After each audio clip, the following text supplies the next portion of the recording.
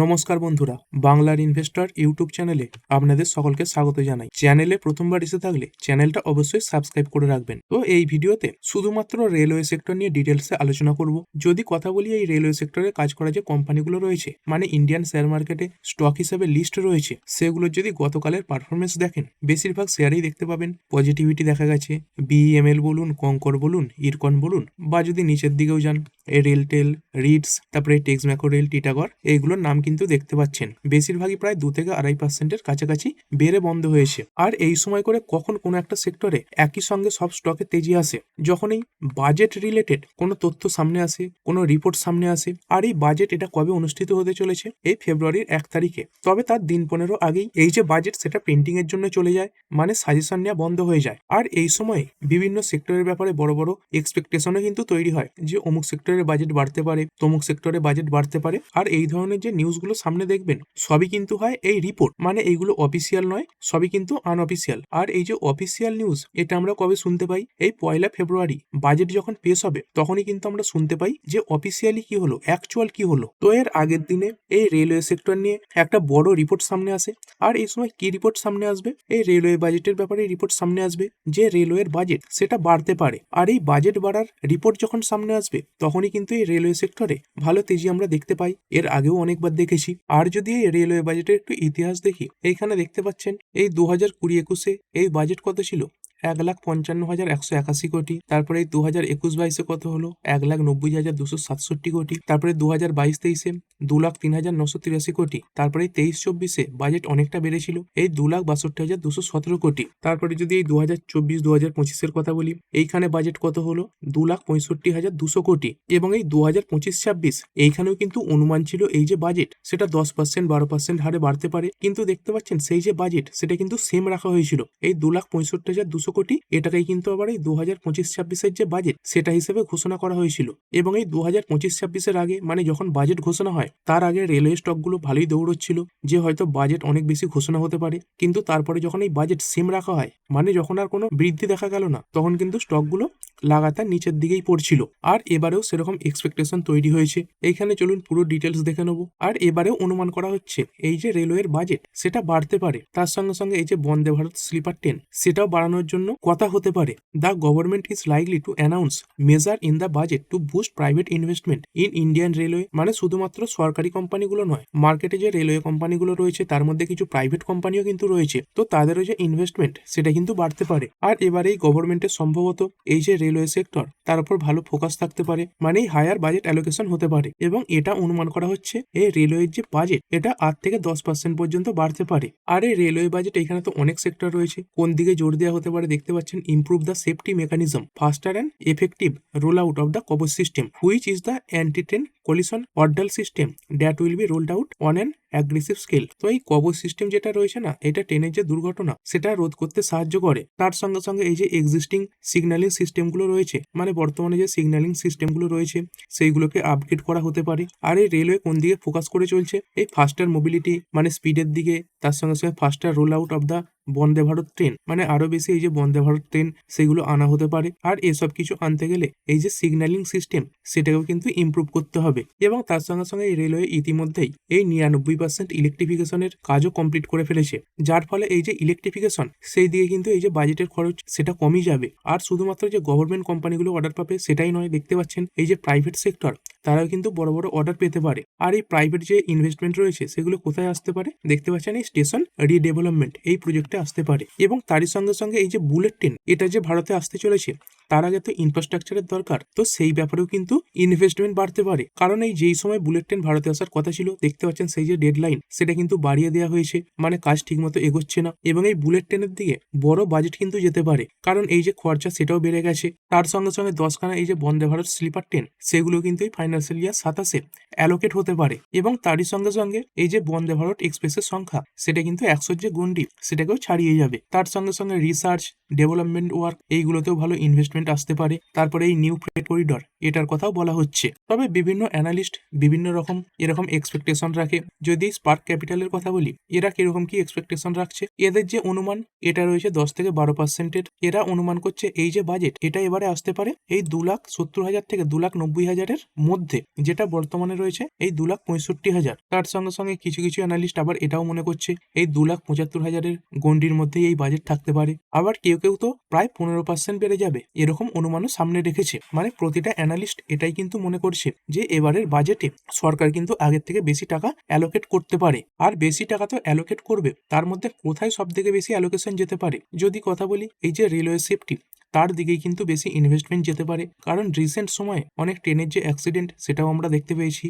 তো এটাকে বন্ধ করা দরকার। সেই জন্য কি দরকার? সেই জন্য দরকার হচ্ছে এই যে কবচ সিস্টেম, সেটাকে আরো বেশি করে ডিপ্লয় করা। এবং সেই কারণেই যদি দেখেন এই যে কবচ সিস্টেমে কাজ করা যে কোম্পানিগুলো রয়েছে সেগুলোতে গতকাল বড় বড় মুভও এসেছিল। তো এই কবচ সিস্টেমে কোন কোন কোম্পানি কাজ করে থাকে যদি কথা বলি, দেখতে পাচ্ছেন HBL ইঞ্জিনিয়ারিং রয়েছে, এটা প্রায় 3.8% বেড়েছে। এবং এর পরের যে কোম্পানিটা সেটা কিন্তু মূলত এই কবচ সিস্টেম তার উপরেই ফোকাস রেখেছে।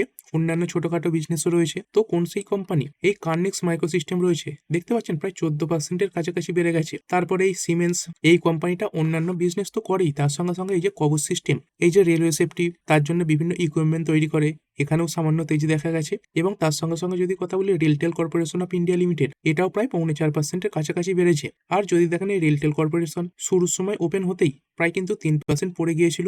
এবং এর জন্য একটা খারাপ খবরও ছিল। কি খারাপ খবর ছিল? এই বিহার এডুকেশন প্রজেক্টের থেকে পাওয়া বিভিন্ন ছোট ছোট অর্ডার ক্যান্সেল কিন্তু হয়েছিল। এবং সব যে প্রজেক্ট ক্যান্সেল হয়েছে তার যে মূল্য সেটা ছিল এই 600 কোটি টাকা। তো এর আগে যখন অর্ডার পেয়ে গিয়েছিল তখন স্টক বেড়েছিল এবং তারপরে এখন ক্যান্সেল হচ্ছে। সেই কারণে শুরুর সময় নেগেটিভ সেন্টিমেন্ট তৈরি হয়েছিল। এবং তারপরে এই বাজেটের ব্যাপারে এরকম রিপোর্ট আসার পরে সেই যে নেগেটিভিটি সেটাকে দূরে সরিয়ে রেখে দেখতে পাচ্ছেন প্রায় কিন্তু এই 4%-এর কাছাকাছি বেড়ে গেছে। মানে এই খারাপ খবরটার জন্য কোনো রকম ইম্প্যাক্ট কিন্তু এই স্টকের উপর সেভাবে পড়েনি। আর শুধুমাত্র যে কবচ সিস্টেমে কাজ হবে সেটাই তো নয়, তার সঙ্গে সঙ্গে কি করতে হবে? এই যে রেলওয়ে ট্র্যাক সেটাও বাড়াতে হবে। বহু জায়গায় এখনো রয়েছে এই রেলওয়ে ট্র্যাক, সেটা পৌঁছয়নি। তো এই ট্রেনের সংখ্যা বাড়াতে গেলে প্রথমে কি করতে হবে? প্রথমে এই যে রেলওয়ে ট্র্যাক সেটা বাড়াতে হবে। অনেক জায়গায় সিঙ্গেল লাইনও রয়েছে, সেগুলোকেও ডাবলিং করতে হবে। তো এই রেলওয়ে ট্র্যাক এটা সব থেকে বেশি কোন কোম্পানি তৈরি করে? যদি কথা বলি RBNL রয়েছে বা রেল বিকাশ নিগম লিমিটেড, এর অন্যান্য কিছু কাজও রয়েছে। তবে এই কোম্পানিটা এই যে রেলওয়ে ট্র্যাক সেটার দিকেই কিন্তু সব থেকে বেশি ফোকাস রেখেছে। তারপরে রেলওয়ে ব্রিজ বা এই সংক্রান্ত যে ইনফ্রাস্ট্রাকচার সেগুলো কোন কোম্পানি তৈরি করে? এখানে এই ধরনের যে জিনিসগুলো এগুলো তৈরি করে থাকে এই ইরকন ইন্টারন্যাশনাল, এটাও প্রায় 1.5%-এর উপরে বেড়েছে। এবং তারই সঙ্গে সঙ্গে এই যে বন্দে ভারত, তার পরিমাণও বাড়তে চলেছে। এরকম অনুমান করা হচ্ছে ফাইন্যান্সিয়াল ইয়ার 27-এ প্রায় 12খানার কাছাকাছি এই যে বন্দে ভারত ট্রেন সেগুলোকে আনা হতে পারে, মানে যোগ করা হতে পারে।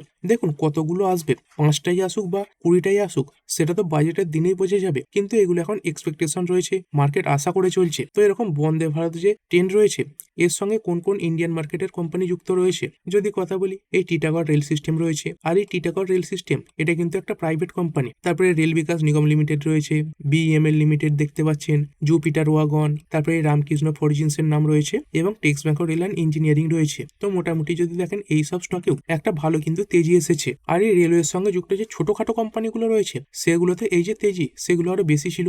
যদি এই বন্দে ভারত এই ট্রেনটার সঙ্গে যুক্ত একটা ছোট কোম্পানি দেখি, এইখানে দেখতে পাচ্ছেন এই যে ওরিয়েন্টাল রেল ইনফ্রাস্ট্রাকচার, এটা তো প্রায় 7.5%-এর কাছাকাছি বেড়েছে। কোম্পানিও ছোট, দেখতে পাচ্ছেন 1055 কোটি মার্কেট ক্যাপ রয়েছে। তো এই ধরনের ছোটখাটো মার্কেট ক্যাপের কোম্পানিতে এরকম তেজি কিন্তু সামান্য ভালো খবরেও এসে যায়। এবং তারই সঙ্গে সঙ্গে এই যে রেলওয়ে সেটা মডার্নাইজেশন এবং তার সঙ্গে সঙ্গে AI যে টেকনোলজি রয়েছে সেটার জন্যও বাজেটে বড় অ্যালোকেশন আসতে পারে। আর এই AI টেকনোলজি বলুন, ওয়াইফাই বলুন, নেটওয়ার্কিং, এই সেগমেন্টে কোন কোম্পানি কাজ করে থাকে? এই রেলটেল কর্পোরেশন, এর নামই দেখতে পাবেন। এই কোম্পানি কিন্তু এই যে স্টেশনে স্টেশনে ওয়াইফাই সেই সিস্টেমটা প্রোভাইড করে থাকে। তো এই AI টেকনোলজি বাড়লে এই রেলটেল কর্পোরেশন এরও যে অর্ডার পাওয়ার পরিমাণ সেটাও কিন্তু বাড়বে। এবং তারপরে যদি কথা বলি, এই যে বুলেট ট্রেন সামনের কিছু বছরের মধ্যে আসতে চলেছে, এর ইনফ্রাস্ট্রাকচার যাতে খুব তাড়াতাড়ি তৈরি হয় সেটার দিকেও সরকার ফোকাস করবে। আর এই বুলেট ট্রেন ইনফ্রাস্ট্রাকচারের সঙ্গে যুক্ত কোন কোন কোম্পানি রয়েছে? এইখানে এই লার্সেন টুব্রো, এটার নাম তো দেখতে পাওয়া যাচ্ছে। এই লার্সেন টুব্রো এটা কিন্তু এই বুলেট ট্রেনের যে ইনফ্রাস্ট্রাকচার সেগমেন্ট রয়েছে সেখানে খুব অ্যাগ্রেসিভলি কাজ করছে। তো এখানে দেখতে পাচ্ছেন এই বুলেট ট্রেনের যে নেটওয়ার্ক তৈরি হচ্ছে তার প্রায় 50% সেটা কিন্তু এই লার্সেন টুব্রো এরাই করছে। তার সঙ্গে সঙ্গে ইরকন ইন্টারন্যাশনাল, এরও নাম দেখতে পাওয়া যাচ্ছে, এও বিভিন্ন কনস্ট্রাকশনের কাজ করছে। তারপরে একটা কোম্পানি HCC রয়েছে, এই হিন্দুস্তান কনস্ট্রাকশন কোম্পানি, এই কোম্পানিটাও এই বুলেট ট্রেনের সঙ্গে কাজ করছে। রয়েছে, তারপরে এই বিএমএল রয়েছে, সিমেন্স লিমিটেড রয়েছে, তারপরে ইন্ডিফ্রা লিমিটেড, এই ধরনের কোম্পানিগুলো এই বুলেট ট্রেনের সঙ্গে যুক্ত রয়েছে। আর এই বাজেটে বড় অ্যালোকেশন হলে এই কোম্পানিগুলো বড় বড় অর্ডার পাবে এবং তার সঙ্গে সঙ্গে এই বাজেটে একটা বড় এক্সপেকটেশন রয়েছে যে হাইড্রোজেন ট্রেন সেই ব্যাপারে ঘোষণা আসতে পারে। আর এটা তো পূর্ববর্তী 2 থেকে 3খানা বাজেটেই এরকম অনুমান করা হচ্ছে যে হাইড্রোজেন ট্রেন নিয়ে এই সরকার কিছু ঘোষণা করতে পারে। তো এই হাইড্রোজেন ট্রেনের ব্যাপারে যদি ঘোষণা হয় তাহলে কোন কোন কোম্পানি ফোকাসে থাকবে, যেসব কোম্পানিগুলোতে এই হাইড্রোজেন এটার সঙ্গে যুক্ত রয়েছে, হাইড্রোজেন তৈরি করছে, এই লিকুইড হাইড্রোজেন জ্বালানি হিসাবে তৈরি করছে, তারা ফোকাসে থাকবে। তো কোন কোন কোম্পানি রয়েছে, প্রথমে এই রিলায়েন্স ইন্ডাস্ট্রি, এর নাম দেখতে পাওয়া যাচ্ছে। এরা কিন্তু এর আগেভাগেই ঘোষণা করে দিয়েছে যে তারা এই জ্বালানি যে হাইড্রোজেন সেটা তৈরি করছে। তার সঙ্গে সঙ্গে এই আদানি গ্রুপ এরাও কাজ করছে, এই আদানি গ্রিন এনার্জি রয়েছে, আদানি এন্টারপ্রাইজেস রয়েছে, তারপরে বিভিন্ন সরকারি কোম্পানির নাম দেখতে পাবেন, এই এনটিপিসি, তারপরে এই আইওসি রয়েছে, গেল, তারপরে এই লার্সেন টুব্রো। এই লার্সেন টুব্রো তো প্রতিটা সেগমেন্টেই কাজ করে, তারপরে এই বিপিসিএল রয়েছে, তারপরে এই জেএসডব্লিউ এনার্জি রয়েছে।